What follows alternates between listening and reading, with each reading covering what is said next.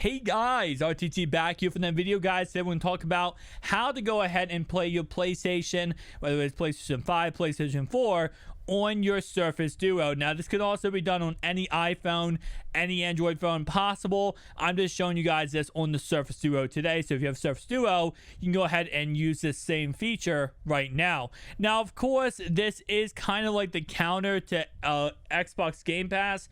The only issue is you have to have your console on while doing this, rather than, with the Game Pass, where you don't have to have your console on at any kind of, at all, which is kind of nice, but you also have to pay $15 a month. So it's like, there's so many benefits, but also disadvantages. You pay $15 a month, you don't have to have the console on. You save $15 a month, you have to have the console on. That's pretty much that. With that in mind, though, let's go ahead and start off right away by saying I want you to go to the PlayStation, not the PlayStation Store, my bad, the Play Store on your Android phone or the Apple Store on your iPhone, and I want you to go ahead and download an app. Now, this app is from Sony, and the app is actually going to go ahead and be the PS Remote Play.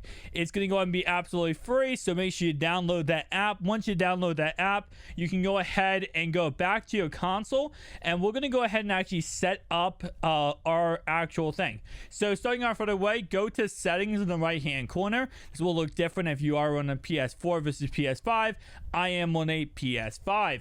Go ahead and go down to system, go down to remote play. What I want you to do is go ahead and enable remote play. Click on link device right here, and you guys can see on your screen it does go ahead and say launch the remote play app. So let's go ahead and click on the remote play app. Let me go ahead and show you guys. This is what it shows us. So it says, would you like to connect to a PlayStation 5 or PS4? And this is a little glitchy right now. There we go. PS5. Go ahead and click on that. Before connecting your PS5, enable that you're connecting the first. I already did that. Okay. Alright, here we go, guys. So for some reason, it took a little bit of time. I'm not sure why. I had to go ahead and get out of it and then go back into it in order to go ahead and fix it. I'm now switching to the phone where I can actually show you guys what's going on. Let's go ahead and start off right away by saying there's two different modes you can have this in. You can either have this in, of course, this exact mode as you see, and you do have the touch screen controls on the screen, or you can turn it into vertical mode and give yourself more like a Nintendo DS, DSi, 3DS type of look, where you have the controls on the bottom and then you have the small little part on the screen on top. So honestly, it all comes down to what your personal preference is. Neither one is like honestly better than the other. In my opinion, they're both very, very cool. It just depends. Do you want to actually have the stuff on the screen or not? Now, with that in mind, let's go ahead and actually go back. You can, like I said before, actually play any game you want on this device, even though, you are not technically doing it on your PlayStation. You are technically at the same time. So this pretty much acts as, as a normal controller would, except you have a controller with a screen. So you can, again, like I said, play any device you want, any game you want, just like you would on your just like you would on your PlayStation, but on your cell phone. So if I go ahead and put it in vertical mode like this, you guys can see now I have all my features. I can go ahead and go back, play whatever game I want, and bam. Now the cool thing is, as you're doing this, this is popping up on your actual display. So it's pretty much like you're doing this on your PlayStation and on your device at the exact same time. The same exact, movements are being featured on both items, your device and your PlayStation.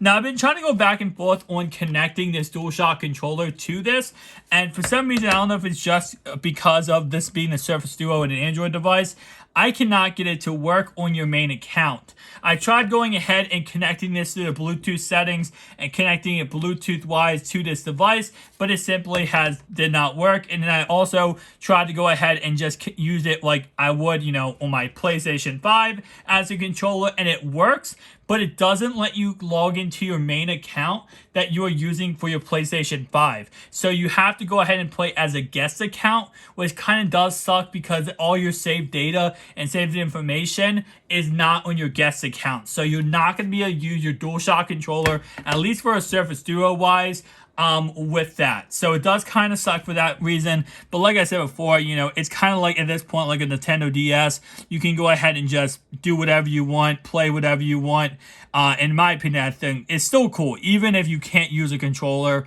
to go ahead and, you know, operate stuff. Now, you might be able to get around it if you do use an Xbox controller. Like I said, there are probably a workaround. I just could not figure one out at the time making this video. But overall, if you are just trying to play a PlayStation on your phone and you don't want to spend $15 a month, this is a really, really good solution. It gives you everything you need and more. You have your two buttons at the bottom here, which of course are your share and create buttons. You have your analog sticks left and right. You can utilize. You also have your buttons right here. You have control your triggers right here, and obviously your D-pad. So again, I'm not saying that you're gonna use this to, you know, play a multiplayer Call of Duty type game, but in all honesty, you really could. And if you hold it like this, you can even get more experience going ahead and actually having it, bam, just like that. So it's a really cool concept, really cool idea. You know, it does, in a way, does compete with the Game Pass. This has been around a lot longer than the Game Pass, but it still gives you that same concept, and it is able to go ahead and let you be able to play a little bit more remotely and on the go. Thank you guys for watching. I'll see you guys next one. Peace out.